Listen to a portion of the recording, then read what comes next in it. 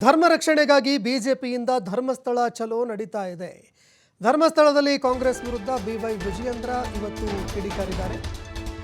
BJP ಸಮಾವೇಶದಲ್ಲಿ B Y Vijayendra ಆಕ್ರೋಶ ಹೊರಹಾಕಿದ್ದಾರೆ.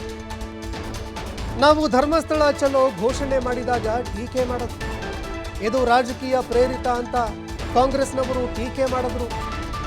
ಧರ್ಮಸ್ಥಳದಲ್ಲಿ ಪಕ್ಷದ ಧ್ವಜ ಎಲ್ಲಾದರೂ ಕಾಣಿಸ್ತಾ ಇದೆಯಾ ಅಂತ ಅವರು ಪ್ರಶ್ನೆ ಮಾಡಿದ್ರು. ಇದು ಸ್ವಾಭಿಮಾನಿ ಹಿಂದೂ ಕಾರ್ಯಕರ್ತರ ಹೋರಾಟ. ಇದು ರಾಜ್ಯದ ಸ್ವಾಭಿಮಾನಿ ಹಿಂದೂ ಕಾರ್ಯಕರ್ತರ ಹೋರಾಟ ಅಂತ ಬಿವೈ ವಿಜಯೇಂದ್ರ ಮಾತನಾಡಿದ್ದಾರೆ.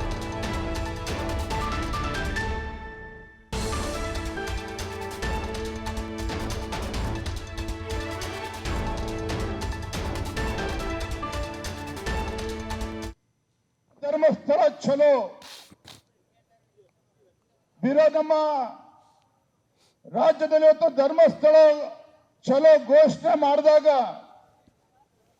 ನಮ್ಮನ್ನ ಟೀಕೆ ಮಾಡಿದ್ರು. ರಾಜಕೀಯ ಕಾರಣಕ್ಕೋಸ್ಕರ ಇವತ್ತು ಭಾರತೀಯ ಜನತಾ ಪಾರ್ಟಿ ಧರ್ಮಸ್ಥಳ ಚಲೋ ಕರೆ ಕೊಟ್ಟಿದ್ದಾರೆ ಅಂತೇಳಿ ನಾನು ಈ ವೇದಿಕೆ ಮೂಲಕ ನಮ್ಮನ್ನ ಟೀಕೆ ಮಾಡ್ತಕ್ಕಂಥ ವ್ಯಕ್ತಿಗಳಿಗೊಂದು ಮಾತನಾಡೋದಕ್ಕೆ ಇಷ್ಟಪಡ್ತಾನೆ. ಇವತ್ತು ಧರ್ಮಸ್ಥಳ ಸುತ್ತಮುತ್ತಲು ಒಂದು ಭಾರತೀಯ ಜನತಾ ಪಾರ್ಟಿ ಧ್ವಜ ಇವತ್ತು ಕಾಣಿಸ್ತಾ ಇಲ್ಲ. ಇಲ್ಲಿ ಬಂದಿರತಕ್ಕಂಥ ಪ್ರತಿಯೊಬ್ಬರು ಕೂಡ ಸ್ವಾಭಿಮಾನದ ಹಿಂದೂ ಕಾರ್ಯಕರ್ತರು ಬಂದಿದ್ದಾರೆ ವಿನ ಯಾರನ್ನು ಕೂಡ ದುಡ್ಡು ಕೊಟ್ಟು ಕರೆಸ್ತಕ್ಕಂಥ ಕೆಲಸ ಮಾಡಿಲ್ಲ. ಯಾತಕ್ಕೋಸ್ಕರ ಧರ್ಮಸ್ಥಳ ಚಲೋ?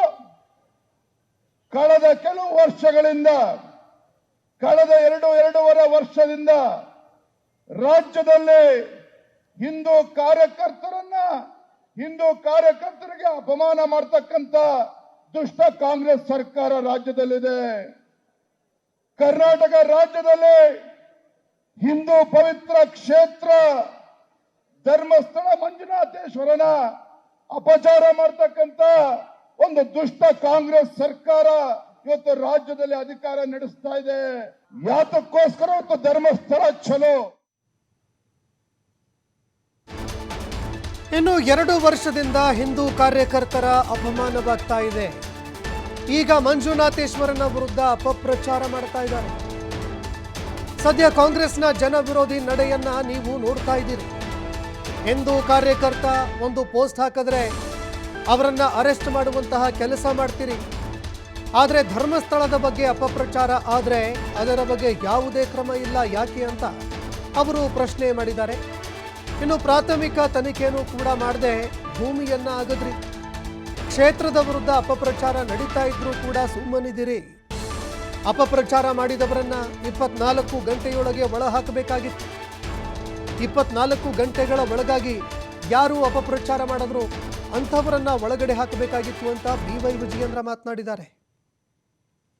ಈ ರಾಜ್ಯದಲ್ಲಿ ಯಾವ ರೀತಿ ಒಂದು ಜನವಿರೋಧಿ ಕಾಂಗ್ರೆಸ್ ಸರ್ಕಾರ ಇದೆ ಅನ್ನೋದನ್ನು ತಾವು ನೋಡ್ತಾ ಇದ್ದೀರಿ. ಗೌರವಾನ್ವಿತ ಪ್ರಹ್ಲಾದ್ ಜೋಶಿ ಅನೇಕ ವಿಚಾರಗಳನ್ನು ಹೇಳಿದ್ದಾರೆ. ಇದೇ ದಕ್ಷಿಣ ಕನ್ನಡದಲ್ಲಿ ಸುಹಾಸ್ ಶೆಟ್ಟಿ ಹತ್ಯೆ ಪ್ರಕರಣ ಆದ ನಂತರದಲ್ಲಿ ಎಂತ ಪರಿಸ್ಥಿತಿ ಅಂತ ಹೇಳಿದ್ರೆ, ಈ ರಾಜ್ಯದ ಗೃಹ ಸಚಿವರು ಮಂಗಳೂರಿಗೆ ಬರ್ತಾರೆ. ಮಂಗಳೂರಿಗೆ ಬಂದಂತ ಸಂದರ್ಭದಲ್ಲಿ ಆ ಸುಹಾಸ್ ಶೆಟ್ಟಿ ಅವರ ಮನೆಗೆ ಭೇಟಿ ನೀಡಿ ಆ ಕುಟುಂಬಕ್ಕೆ ಸಾಂತ್ವನ ಹೇಳಬೇಕು ಅಂತ ಹೇಳಿದ್ರೆ ಆ ಗೃಹ ಸಚಿವರಿಗೆ ಹೋಗಕ್ಕೆ ಬಿಡೋದಿಲ್ಲ. ಗೃಹ ಸಚಿವರಿಗೆ ಹಿಂದೂ ಕಾರ್ಯಕರ್ತ ಮನೆಗೆ ಹೋಗೋದಕ್ಕೆ ತಡೀತಾರೆ. ಅಂತ ದುಷ್ಟ ಶಕ್ತಿಗಳಿಗೆ ಬೆಂಬಲ ಕೊಡ್ತಕ್ಕಂಥ ಕಾಂಗ್ರೆಸ್ ಸರ್ಕಾರ ಇವತ್ತು ರಾಜ್ಯದಲ್ಲಿ ಅಧಿಕಾರದಲ್ಲಿದೆ. ಧರ್ಮಸ್ಥಳದ ವಿಚಾರದಲ್ಲಿ ಕಳೆದ 1 ತಿಂಗಳಿಂದ ದಿನನಿತ್ಯ ಅಪಪ್ರಚಾರ ನಡೀತಾ ಇದೆ. ನಾವು ಕೂಡ ಕಳೆದ 1 ತಿಂಗಳಿಂದ ಬಹಳ ತಾಳ್ಮೆಯಿಂದ ಎಲ್ಲವನ್ನೂ ಕೂಡ ನಾವು ನೋಡ್ತಾ ಇದ್ದೀವಿ. ಆದ್ರೆ ಏನ್ ಮಾಡಿದ್ರು ಕಾಂಗ್ರೆಸ್ ಸರ್ಕಾರ? ಇವತ್ತು ರಾಜ್ಯದಲ್ಲಿ ಒಬ್ಬ ಹಿಂದೂ ಕಾರ್ಯಕರ್ತ ಸಾಮಾಜಿಕ ಜಾಲತಾಣದಲ್ಲಿ ಏನಾರ ಒಂದು ಪೋಸ್ಟ್ ಮಾಡಿದ್ರು ಅಂತ ಹೇಳಿದ್ರೆ 24 ಗಂಟೆನಲ್ಲಿ FIR ರಿಜಿಸ್ಟರ್ ಮಾಡಿ ಅವರನ್ನು ಅರೆಸ್ಟ್ ಮಾಡ್ತಕ್ಕಂಥ ಕೆಲಸ ಮಾಡ್ತಾರೆ. ಮಾನ್ಯ ಸಿದ್ದರಾಮಯ್ಯನವರೇ, ಇವತ್ತು ಧರ್ಮಸ್ಥಳ ಯಾವುದೋ ಒಂದು ಸಣ್ಣ ದೇವಸ್ಥಾನ ಅಲ್ಲ. ರಾಜ್ಯದಲ್ಲಿ ಕೋಟ್ಯಾಂತರ ಭಕ್ತರಿರ್ತಕ್ಕಂಥ ಒಂದು ಪುಣ್ಯ ಕ್ಷೇತ್ರ, ಪವಿತ್ರ ಕ್ಷೇತ್ರ ಧರ್ಮಸ್ಥಳ. ಇವತ್ತು ಪವಿತ್ರ ಕ್ಷೇತ್ರ, ಇಂಥ ಪವಿತ್ರ ಕ್ಷೇತ್ರ ಕೋಟ್ಯಾಂತರ ಭಕ್ತರಿದ್ರು